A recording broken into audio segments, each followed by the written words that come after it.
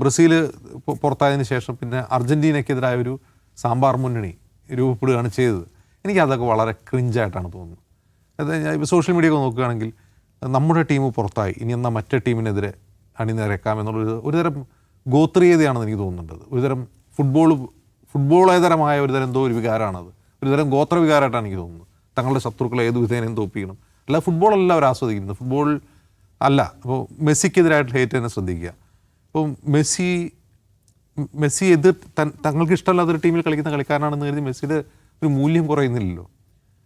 Messi എന്ന് പറഞ്ഞാൽ മെസ്സിയെ പറ്റി കവിത പാടുന്നു, കവിത എഴുതുന്നു എന്ന് പറയുമ്പോൾ അദ്ദേഹത്തിൻ്റെ കളി തന്നെ ഒരു കവിതയാണ്. അത് ആൾക്ക് ഫീൽ ചെയ്യുന്നതുകൊണ്ടാണ് അദ്ദേഹത്തിന് ഏറ്റവും കൂടുതൽ ആരാധകർ ലോകത്തുണ്ടാകുന്നത്. അപ്പോൾ ഇത്തരം എന്താണ് പറയുക, ഗോത്രീയമായ ഫുട്ബോൾ വികാരങ്ങൾ എനിക്ക് ഭയങ്കര ക്രിഞ്ചായിട്ടാണ് തോന്നുന്നത്. എനിക്ക് യഥാർത്ഥത്തിൽ മടുപ്പാണ്. സോഷ്യൽ മീഡിയ ഫുട്ബോളുമായി ബന്ധപ്പെട്ട പോസ്റ്റ് കാണുമ്പോൾ യഥാർത്ഥത്തിൽ മടുപ്പാണ്. ഇന്നലെ ഫൈനലിൻ്റെ തൊട്ട് മുമ്പ് തന്നെ ആൾക്കാർ പോസ്റ്റ് ഇടുന്നത് ഏത് വിധേനയും അരകൾ പുറത്താവണം എന്നൊക്കെ പറയുന്ന, അല്ലെങ്കിൽ മറ്റേ ബ്രസീലിനെ കുറിച്ചാണെങ്കിൽ സെവണപ്പ് ഓർമ്മിപ്പിക്കുന്ന അത്തരം, അത് എനിക്ക് തോന്നുന്ന ഒരു സ്പോർട്സുമായി ബന്ധപ്പെട്ട ഒരു കാര്യമേ അല്ലാതെന്നാണ്. രണ്ടാമത്തെ കാര്യം നൗഫൽ ചോദിച്ചതുപോലെ ഈ ഫുട്ബോളിലെ രാഷ്ട്രീയമാണ്, അതും വൻ ബോറാണ്. ഒരു ഉദാഹരണമാണ്, സ്പെയിൻ യൂറോപ്യൻ യൂണിയനിൽ നിന്ന് ഇസ്രായേലിനെതിരെ ഏറ്റവും വോക്കലായിട്ടുള്ളൊരു രാജ്യമാണ്. സ്പെയിൻ ഇസ്രായേലിനെതിരാണ്, ഫലസ്തീൻ അനുകൂലമാണ് എന്നുള്ളതുകൊണ്ട് ഫലസ്തീൻ്റെ ഇപ്പോഴത്തെ ദുരിതാവസ്ഥ മാറുകയോ അല്ലെങ്കിൽ ഗ്ലോബലി അവർക്ക് എന്തെങ്കിലും കൂടുതലായി പ്രത്യേകമായി ഉണ്ടാവുകയോ, ഇപ്പോൾ സ്പെയിൻ നിലപാട് മാറ്റിക്കൊണ്ട് വേറെ രാജ്യങ്ങൾ ഫലസ്തീനെ സപ്പോർട്ട് അങ്ങനെയൊന്നുമില്ല. സ്പെയിൻ അങ്ങനെ ഡിപ്ലോമാറ്റിക്കലി വലിയ സ്വാധീന ശക്തിയുള്ള രാജ്യമല്ല. യൂറോപ്പിലെ തന്നെ ഏറ്റവും ദരിദ്ര രാജ്യങ്ങളുടെ ലിസ്റ്റ് എടുത്താൽ അതിൽപ്പെട്ട ഒരു രാജ്യമാണ് സ്പെയിൻ, ദാരിദ്ര്യം കമ്പാരിറ്റീവ്ലി. അതുകൊണ്ട് എന്തെങ്കിലും മാറ്റം ഉണ്ടാവുമോ? അപ്പോൾ അവർ ഇസ്രായേലിനെതിരെ നിന്നു എന്നുകൊണ്ട് മറ്റുള്ളവർ ഇസ്രായേലിനെതിരാവോ? അങ്ങനെയൊന്നുമല്ല. സ്പെയിൻ അവിടെ ഇപ്പോൾ ഭരിക്കുന്ന പെട്രോ സാഞ്ചസ് എന്ന് പറഞ്ഞ ഒരു ലെഫ്റ്റ് ലീനിങ് ആയിട്ടുള്ളൊരു പ്രധാനമന്ത്രിയാണ്. അദ്ദേഹത്തിൻ്റെ പാർട്ടിയുടെ നിലപാട് പറയുന്നു എന്നുള്ളതാണ്. നാളെ ഒരു വലതുപക്ഷ സർക്കാർ അവിടെ വന്നു കഴിഞ്ഞാൽ നേരെ തിരിയാനും സാധ്യതയുണ്ട്. ഇപ്പോൾ അർജൻറ്റീനയിൽ ഇപ്പോൾ ഇസ്രായേൽ അനുകൂലിയാണ്. നാളെ അവിടെ ഭരണകൂടം മാറിക്കഴിഞ്ഞാൽ അർജൻറ്റീന അവരുടെ പരമ്പരാഗത നിലപാടിലേക്ക് തിരിച്ചു പോകും.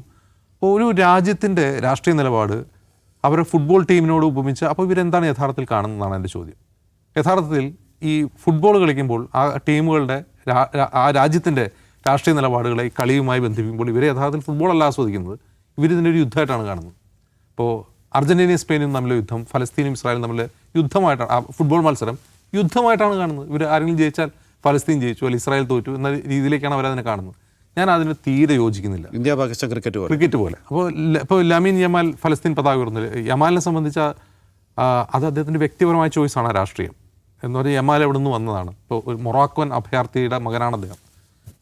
ബാഴ്സലോണയുടെ ഏറ്റവും ദരിദ്രമായ നെയ്ബർഹുഡിൽ തെരുവിൽ കളിച്ചു വളർന്നൊരു ദരിദ്ര പശ്ചാത്തലമുള്ളൊരു ബാലൻ. സ്വാഭാവികമായിട്ട് അവൻ വളർന്നു വന്ന പശ്ചാത്തലം എന്ന് പറഞ്ഞാൽ ഈ ആഫ്രിക്കൻ അറബ് ആളുകൾ താമസിക്കുന്ന ഒരു നെയ്ബർഹുഡിലാണ് അവൻ കളിച്ചു വളർന്നത്. സ്വാഭാവികമായിട്ട് രാഷ്ട്രീയം സ്വാധീനിക്കും. അപ്പോൾ സ്പെയിനിൽ കളിച്ചു വളർന്ന മെസ്സിക്ക് ആ രാഷ്ട്രീയം സ്വാധീനിക്കില്ലെന്ന് വെച്ചാൽ അതിൻ്റെ ആവശ്യമില്ല. കാരണം അദ്ദേഹം ജനിച്ചതും വളർന്നതും വേറെ ക്ലാസ്സിലാണ്, വേറെ റീജിയനിലാണ്. മെസ്സി കളിച്ചു വളർന്നത് കുറേ കൂടി റിച്ച് ആയിട്ടുള്ളൊരു പശ്ചാത്തലത്തിലാണെങ്കിൽ യമാൽ കളിച്ചു വളർന്നത് തെരുവിലാണ്. അപ്പോൾ അതിൻ്റെ വ്യത്യാസം തീർച്ചയായിട്ടും അവരുടെ രാഷ്ട്രീയത്തെ സ്വാധീനിക്കും. അപ്പോൾ അതുകൊണ്ട് യമാൽ നല്ലത്, മെസ്സി മോശം, അങ്ങനെ പറയുന്നതിൽ കാര്യമില്ല.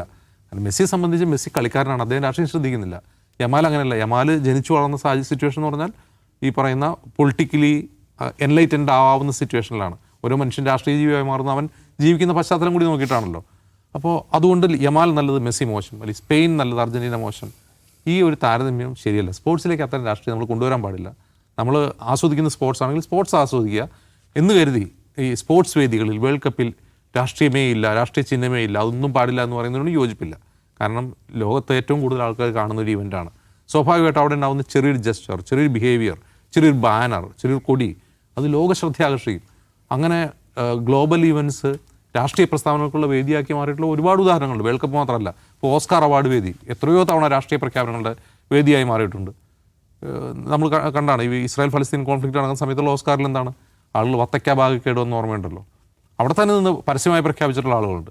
അപ്പോൾ രാഷ്ട്രീയ ആവശ്യങ്ങൾ, രാഷ്ട്രീയമായ ഡിമാൻഡുകൾ, മുദ്രാവാക്യങ്ങളെ ഈ ഗ്ലോബൽ അറ്റൻഷൻ കിട്ടുന്ന വേദികളുടെ ആൾക്കാർ റെപ്രസെൻ്റ് ചെയ്യുന്നുണ്ട്. കളിക്കാർ ചെയ്യാറുണ്ട്, കാണികൾ ചെയ്യാറുണ്ട്, ഒഫീഷ്യൽസ് ചെയ്യാറുണ്ട്.